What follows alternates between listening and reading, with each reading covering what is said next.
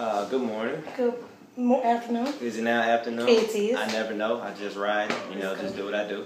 But so thankful for your time and efforts for sitting down with us today, YouFeelMe.com. And we're just going to talk about kind of about what you do. Okay. So if you're first, tell us your name, tell us where you're from. Okay. My name is Monique Ealey. Okay. I am from Jackson, Mississippi. I was born and raised here. Okay. So I've been here my whole life. Just Jackson. Jackson. North Jackson. Just like me. Well, I'm from South Jackson, but just like me. That's what's up, man. So where are we? Like, what are we doing? Right now, we are currently in my office here at Stewpot Community Services. Okay. Downtown on Capitol Street. Okay. Many people don't know what Stewpot is. Right. And the people that do know what it is, they only know it is the soup kitchen. Right. Because I'll be honest, I talked to you and it was like, y'all do more than like serve food. Exactly. You know what I mean? Stewpot, we have about 16 different ministries. Okay. Yeah. Okay. So just a few of them. Okay. So of course we have the soup kitchen. Okay. Where we feed people 7 days a week. Okay. So anybody can come up here, no matter their circumstance, no matter their situation. Yeah. If they need a meal, they can come. 7 days no a week, questions they asked. can get it. Absolutely. Always. No strings attached. Yeah. No, nothing they have to do. They just show up and they're fed. And they're fed. And so that's what we were founded on. Yeah. Through that, Okay. God started blessing that ministry, Okay. and we were able to expand. Okay. So we have women and children shelters. Okay. We have 3 of them. Okay. Where we have battered women, or just women who are just down on their luck, maybe homeless. Yeah. So they go through these shelters. It's kind of like a rehabilitative process. Yeah. We've got men's shelters. We've got food pantry where families can come and get food. And we've got a clothing closet. Those are just a few of our ministries. Okay. And the one that I work in is Children's Services. Okay. So Children's Services, okay, I hear Children's Services, I immediately think you all just provide activities for children. Right. Is that what you do? For the most part. The way the program was started was about 20 years ago. Okay. With an open lot and some kickballs. Right. A lady just bought some balls out. She saw the kids in the neighborhood and was like, "Hey, y'all want to come play?" Okay. So they started a summer camp. Okay. Through that summer program, we grew into a full-fledged year-round program. Wow. Where we offer academic enrichment. Okay. Of course, we offer everything that Stewpot is about, which is nurturing your physical, your mental, your emotional needs. Counseling services, resources they may need, and recreational. Okay. So I mean, you all are doing a lot of things. Like where do you get all the stuff to do all these amazing things? Surprisingly enough, we depend 100% on sponsors and donations. Okay. And people think that people don't give, but they do. Yeah. As evident by the blessings that you can provide. Exactly. Yeah. So we have people that donate their time, donate their money. Yeah. Buy us goods, send snacks, all of that, and we're able to function year round. So whether I have a little or if I have a lot, I can always contribute to Stewpot. Absolutely. I mean, if you want to come up here with a couple packs of paper, it is greatly appreciated. Yeah. I mean, our kids never have pencils, they never have paper. So I mean, nothing is too big or too small. Yeah. So you have kids, you have people like who are typically the people that come to Stewpot? Well, of course, for those of you who don't know, Stewpot is located here on Capitol Street. Okay. So we basically serve the families that live in this area, in the West Jackson area. Okay. We have some that kind of flow to South Jackson, North Jackson, but because of our financial constraints, we can't help everybody. Right. Which is, of course, we wish we could. Right. But we serve. The schools that we predominantly work with are Poindexter Elementary, Bard Elementary. Okay. Then we have Blackburn. Okay. And Peoples, and then Lanier and Jim Hill and Provine. So that actually is pretty widespread, even though it's not everybody. It is right. Pretty that's widespread. a lot. Yeah. Right. So that's amazing. So what do you actually do here? So my title is Director of Children's Services. Okay. But I'm not big on titles. Okay. What I do is I develop and coordinate activities and programs for our kids to do. Okay. So during the school year, I'm constantly looking for ways that we can help increase academics or improve academics.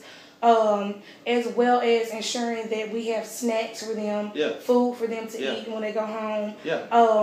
I work very closely with our parents to make sure they have the resources they need to parent, whether it's helping them find washing powder because they're out, or helping them find services to help their kids, counseling services. And so that's what I do. And I mean, I have a great staff who comes in every day.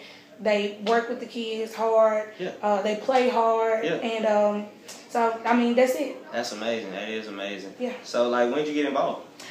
I started at Stewpot in 2000. Wow. I was in a program called AmeriCorps. Okay. And so I served 2 years in AmeriCorps. This was my site of service. Okay. And I really never left. I went on and worked other jobs, but I never cut ties with Stewpot. And in 2010, I came back and started running the program that I worked in as a camp counselor in 2000. So, and then it just grew into children's services. Exactly. Yeah. Wow, that's amazing. So of your, we'll say now 3 years of Maine, just going in, doing what you do here. Like, do you have any just amazing memories that you can remember? Yes, I have one. There was a family when I started back in 2000 that people would have pegged as the worst kids in the world. These children had so many emotional issues, behavioral issues. And people honestly thought that they would never make it. And of these 12 kids in this family, there was one who was, of course, quote unquote, the worst. He was that one. Well, he has now gone on to graduate from high school. He went to Mississippi State. And he's a motivational speaker, and he comes back now and he speaks to our kids. And that was one of the first kids that I ever worked with. And I thought I wasn't gonna make it. I just thought that I was like, I can't do this, because I was new to this, and I was like, I can't handle this. But now to see him and the man that he's become, it is amazing. And I think that's great. And I mean, we thought he wasn't listening. We thought he didn't get it. And to see him come back now, it's just like, wow. And let you know, I did get it. I heard it. I heard everything you were saying. I just wasn't ready. It just shows you just how impactful we are in children's lives, at all points in their lives, from the youngest to the mid-age and all that.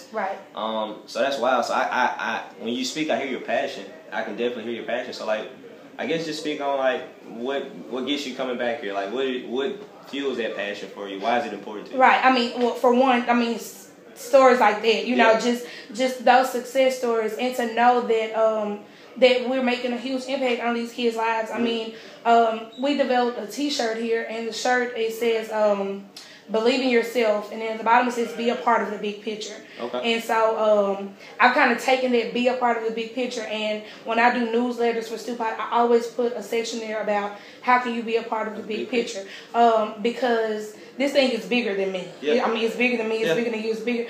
And there is a huge picture that we don't even know right now. Like, we don't even know what this portrait is going to look like. But I do know that these kids that we work with and the kids that we will work with, they are this picture. And it takes all of us to help, to help them grow and help them develop. Like I said, I mean, we cater to their physical, their emotional, their mental needs. And it has to be done, because if not, they are our future. It's such a cliche to say the children are the future, but they really are. They are the future, and I care about my future. And if these kids are my future, then it's only right that I have a hand in helping them, move along and become productive citizens, because I don't want to live in a world, we live in that world, but, at least we can make some small impact on the kids' lives here and know that we made a difference and they're going to be okay. And a lot of them don't have anybody else. Like, their parents are struggling or non-existent. And I have good parents. I have those that, that do care and they do the best they can, but they didn't have anybody to nurture them. So they don't really know how to be nurturing. So then that's a whole nother aspect, because we have to teach them how to nurture, because we have to nurture the parents as well. So it's just, it just comes full circle, and it's important. Like, it's important for everybody to just have a hand in helping develop these kids. Okay, wow. Wow, you know, I must say that I'm definitely inspired by your words and your actions, and definitely, you know, the evidence of your work here. So, I guess I'll ask, like, now that I am inspired, you know, listening to your words, how do I become a part of the big picture? What can I do to help you? Right. It's simple. I mean, everybody, we don't have, I mean, I don't have a lot. Right. Lord knows I don't. Right. I work for a nonprofit organization. Right. But everybody can do something. Okay. I tell people all the time, you can come and read a book to a kid. Yeah. You can come and you can just say, hey, let me help you with this. Yeah. Or I have a group here now today. They're coming and they're just playing with the kids. Like, they just said they're going to come, they're going to draw, they're going to do whatever the kids want to do. And it's just that simple. Yeah. I mean, that makes a difference in their lives to know that somebody took a small portion of their time out and cared about them. Okay. And then we have those who are fortunate to give and give freely. So, I mean, we have people that, you know, donate snacks and donate school supplies, donate uniforms. Like I said earlier, nothing is too big or too small. Right. And it will all have some type of impact on their lives. I'm constantly soliciting to people with special gifts and special talents. I mean, art, dance, because these kids in this area don't get exposed to those types of things. Right. Typically, they don't get to go to ballet school or join Girl Scouts or so. I mean, everybody has something. Yeah. You know, everybody has something that they can give, and you know, I just say give it. You know, why not? It was given to you, so why not give it back? That's definitely true. Wow, and I'm blown away, and I'm just, I guess, thankful for the blessing of your time. And I guess we'll just kind of close it out. If you're first, kind of let me know if you all have any big plans for 2013. Well, what we're doing now is we're continuing to grow our program. My goal is to double my numbers. Of course, I can't do that without the finances, but my mind is always working, so I'm thinking, in my mind, I have the money. Yeah. So now it's, okay, now what do I do with it? Right. And then we have a summer program coming up where in the school year I have about 50 kids. In the summertime, that number doubles to anywhere from 100 to almost 120 kids. Right. And so I'm in summer camp mode now, and that's always exciting because that's a 7-week program where they can come 5 days a week and just ball. Just live. Just live and be kids. Just live. Just be kids. And that requires a lot. That requires a lot, and that requires a lot of help. Yeah. And it's good for the community. So there's something very big that's coming up. Summer camp is always fun around here. Like everybody. I can imagine. So just close out, tell people why they should feel you. So I mean, basically, like I said earlier, this is a big picture. I mean, it's something bigger than me. It's something bigger than you. And everybody. I mean, everybody should want to have an impact on their future. You know what I'm saying? Everybody should want to have a hand in helping mold and shape their future. So, I mean, that's why everybody should just give back. And it doesn't have to be here. Yeah. It doesn't I mean, it could be a church. It could be, it could be a daycare. It doesn't, I'm not saying come here. If they could be your kid, your next door neighbor. I'm just saying do something to give back. Do something to be a part of their picture. So that's why you should feel me, I feel you. You feel me? I do.